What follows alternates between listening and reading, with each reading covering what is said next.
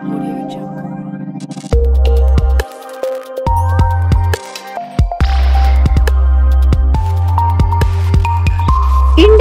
TV 9 news Maharashtra.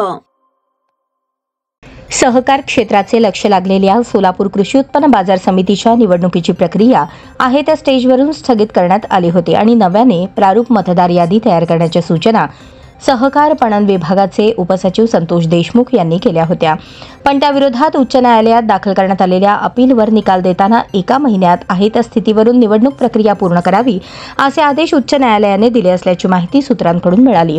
31 December 2024 रोजी राज्याच्या सहकार पणन व वस्त्रोद्योग विभागाने नवा अध्यादेश काढून या सूचना केल्या आहेत.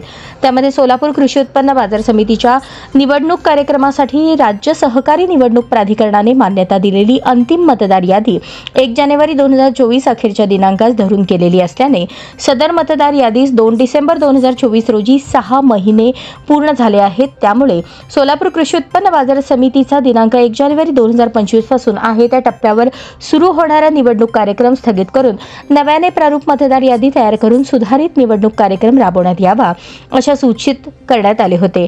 दरम्यान या स्थगिती आदेशाच्या विरोधात दक्षिण सोलापूर तालुक्यातील निंबर्गी येथील विकास कार्यकारी सोसायटीचे संचालक बसवराज माळगे, राष्ट्रवादी अजित पवार गटाचे बसवराज बगले यांच्यासह इतर उच्च न्यायालयात गेले होते. त्याची सुनावणी होऊन बुधवारी सकाळी उच्च न्यायालयाने निकाल देताना सोलापूर कृषी उत्पन्न बाजार समितीची निवडणूक आहे त्या स्थितीतून पुढे 1 महिन्यात पूर्ण करावी असे निर्देश दिले. मार्च एंडच्या नावाखाली मलई खाण्याचा बाजार समितीच्या प्रशासकाचा डाव आता हाणून पाडण्यात आल्याची चर्चा रंगली आहे.